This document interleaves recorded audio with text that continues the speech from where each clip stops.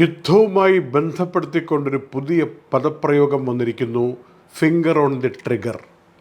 പഴയത് തന്നെയാണെങ്കിലും ഇപ്പോൾ വളരെ പ്രസക്തമായൊരു വാചകമാണ് ഫിംഗർ ഓൺ ദി ട്രിഗർ എന്ന് വെച്ചാൽ ദാ റെഡി ആയിട്ടിരിക്കുന്നു. ഇത് പറയുന്നത് ഇറാൻ്റെ വിദേശകാര്യമന്ത്രി അബ്ബാസ് അറക്ചി. കഴിഞ്ഞ യുദ്ധകാലത്ത് അദ്ദേഹത്തിൻ്റെ പേര് അന്താരാഷ്ട്ര പ്രശസ്തിയിലേക്ക് പെട്ടെന്ന് കുതിച്ചുയർന്നതാണ്. ഒരു ജനതയ്ക്ക് മുഴുവനും ആത്മവിശ്വാസം കൊടുക്കുന്ന വിധത്തിൽ പ്രസ്താവനകളുമായി രംഗത്ത് വന്നതിന്, ഒരു രാജ്യത്തിൻ്റെ കാര്യങ്ങൾ ആശയങ്ങളൊക്കെ പുറത്ത് വ്യക്തമായി പറഞ്ഞതിന് ലോകം ശ്രദ്ധിച്ച മാധ്യമങ്ങളെല്ലാം പ്രകീർത്തിച്ച അബ്ബാസ് അറക്ചി പറയുന്നത്, ഏതെങ്കിലും സാഹചര്യത്തിൽ ഇറാനുമേൽ എന്തെങ്കിലും ഒരു ആക്രമണം നടന്നാൽ തിരിച്ചടി വളരെ പെട്ടെന്നായിരിക്കും, അതിശക്തവുമായിരിക്കും. അത് താങ്ങാനുള്ള ശേഷി ഈ മേഖലയ്ക്കുണ്ടാവില്ല എന്ന രൂപത്തിലാണ് അബ്ബാസ് അറക്ചി ഇക്കാര്യം പറഞ്ഞിരിക്കുന്നത്.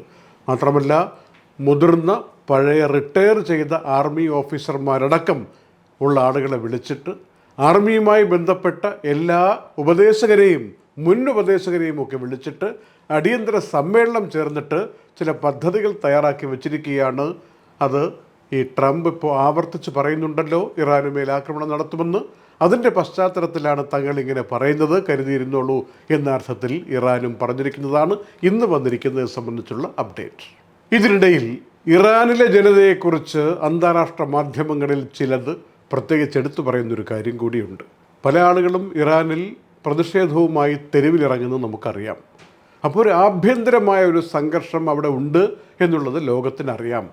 അതേസമയം പുറത്ത് നിന്നൊരു എക്സ്റ്റേണൽ ആയിട്ടുള്ള ഒരു ഭീഷണിയും കൂടെ നിലനിൽക്കുമ്പോൾ ഇത് രണ്ടിൻ്റെയും ഇടയിലായി പോകുന്ന ജനതയുടെ അവസ്ഥയെക്കുറിച്ച് അന്താരാഷ്ട്ര മാധ്യമങ്ങൾ ഇന്ന് വിശകലന കുറിപ്പുകൾ പുറപ്പെടുവിക്കുന്നു. തെരുവിൽ എന്തടിസ്ഥാനത്തിൽ സുരക്ഷിതരായി അവർ നിൽക്കണം? ഒന്നുകിൽ ഏതെങ്കിലും തരത്തിലുള്ള പ്രക്ഷോഭങ്ങൾ പെട്ടെന്ന് സ്ട്രീറ്റുകളിൽ ഉണ്ടാവുന്നു, അക്രമങ്ങളിലേക്ക് പോകുന്നു, അങ്ങനെ തങ്ങൾക്ക് പ്രശ്നങ്ങളുണ്ടാവാം. അതല്ലെങ്കിൽ ബോംബ് പൊട്ടിക്കും, ആക്രമണം നടത്തും എന്നൊക്കെ പറഞ്ഞുകൊണ്ട് അമേരിക്കയുടെ ഭാഗത്തു നിന്നുള്ള വെല്ലുവിളിയും ഭീഷണിയും നിലനിൽക്കുന്നു.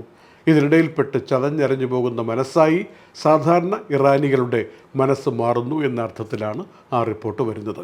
മൂന്നാമതൊരു കാര്യം, യുഎഇയുടെ പ്രസിഡന്റ് റഷ്യയിൽ നാളെ നടത്താനിരിക്കുന്ന ചർച്ച സന്ദർശനത്തിൻ്റെ ഭാഗമായിട്ട് റഷ്യൻ പ്രസിഡന്റ് വ്ളാഡിമിർ പുടിനുമായി ചർച്ച നടത്തുകയാണ്.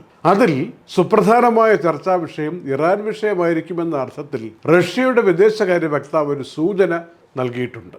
വളരെ പ്രധാനപ്പെട്ട നിർണായകമായ നീക്കങ്ങൾ നടത്തുന്നത് സംബന്ധിച്ചുള്ള ഒരു ചർച്ചയുടെ പ്രാരംഭമാകാം ഈ ക്രെംലിൻ ചർച്ച എന്ന രൂപത്തിൽ റിപ്പോർട്ടുകൾ വരികയാണ്. കൂട്ടത്തിൽ യുഎഇയിൽ കഴിയുന്നവർ മനസ്സിലാക്കേണ്ട സുപ്രധാനമായ ഒരു കാര്യം, 195 രാജ്യങ്ങളിൽ നിന്നുള്ള സ്റ്റാളുകൾ, ഉൽപ്പാദകർ, വിതരണക്കാർ, ട്രേഡേഴ്സ് ഒക്കെ പങ്കെടുക്കുന്ന ഗൾഫ് ഫുഡ് എന്ന് പറയുന്ന ഷോ ഇത്തവണ ട്രേഡ് സെൻറ്ററിലും എക്സ്പോ സിറ്റിയിലുമായി ഡബിൾ ശക്തിയിൽ നടക്കുമ്പോൾ ഏതെങ്കിലും സാഹചര്യത്തിൽ അതൊന്ന് പോയി കാണാനുള്ള ഒരു സാഹചര്യം ഉണ്ടെങ്കിൽ നിർബന്ധമായും അത് വിനിയോഗിക്കണമെന്ന് എല്ലാവരോടും ഞങ്ങൾ അനുഭവത്തിൻ്റെ വെളിച്ചത്തിൽ പറയുകയാണ്.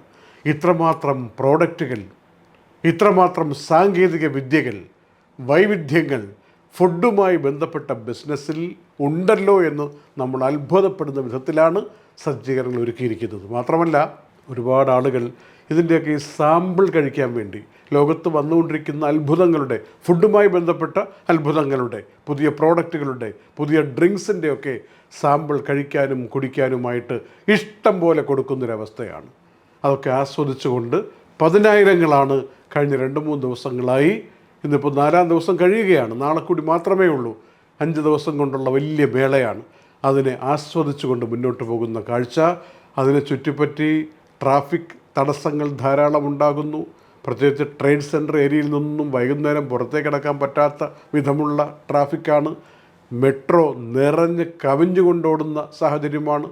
ട്രേഡ് സെൻറ്ററിൻ്റെ മെട്രോ സ്റ്റേഷനിൽ നമുക്ക് നോക്കുമ്പോൾ പലപ്പോഴും അവിടെ പഞ്ച് ചെയ്യാൻ പറ്റാത്ത വിധം ഓപ്പണാക്കിയിട്ടിരിക്കുകയാണ്. അത്രയ്ക്ക് കുത്തൊഴുക്കാണ് പലപ്പോഴും ഉണ്ടാവുക. അങ്ങനെയൊക്കെ വൈകുന്നേരങ്ങളിൽ സംഭവിക്കുകയാണ്. ഏതായാലും ജനങ്ങൾ ഏറ്റെടുത്തൊരു വലിയ മേളയായി ഈ ഒരു ട്രേഡ് മേള ഗൾഫ് ഫുഡ് ദുബായ് മാറിയിരിക്കുകയാണ്. മഴയും തണുപ്പും മഞ്ഞുവീഴ്ചയും കാരണം ഒന്ന് നിർത്തിയിട്ടിരുന്ന, ആരും ഇങ്ങോട്ട് വരണ്ടെന്ന് പറഞ്ഞ് മാറ്റിയിട്ടിരുന്ന റാസൽ ഖൈമയിലെ ജബൽ ജയ്സ് മലമുകളിലെ ആ പ്രദേശത്തേക്ക് മറ്റന്നാൾ മുതൽ പുനഃപ്രവേശനം അനുവദിച്ചിരിക്കുന്നു എന്ന അറിയിപ്പ് വന്നത് സഞ്ചാരികൾക്ക്, പ്രത്യേകിച്ച് ടൂറിസ്റ്റുകൾക്കൊക്കെ വളരെ വലിയ ആശ്വാസമായി മാറുകയാണ്. അതിമനോഹരമായ ശൈത്യകാലത്തിൻ്റെ നിശ്ചിത ഘട്ടത്തിലൂടെ കടന്നു പോകുമ്പോൾ ജനുവരി അവസാനം അല്ലെങ്കിൽ ഫെബ്രുവരി ആദ്യം ഈ ജബൽ ജയ്സിൽ പോയൊന്ന് കാണുക, അവിടെ കുറച്ച് സമയം ചെലവഴിക്കുക. ഇതൊക്കെ ജീവിതത്തിലെ ഏറ്റവും ആസ്വാദ്യകരമായ മുഹൂർത്തങ്ങളായി തന്നെ മാറും എന്ന കാര്യത്തിൽ യാതൊരു തർക്കവും വേണ്ട. Night updates supported by Hashim Hypermarket, Kalyan Jewelers, Lulu, Partha Signature, Aryan Bakers, eLessons.net, Explore Education, Kisa Floor Mills, Best Express Cargo, Fira Foods, Dhanvantari Ayurveda, Alusud Cargo, Gold Star Rent-A-Car, Ayurmana Ayurveda, Dr. Rasina Ayurvedic Clinic, Hain Golden Diamonds, Choco World, Abu Dhabi.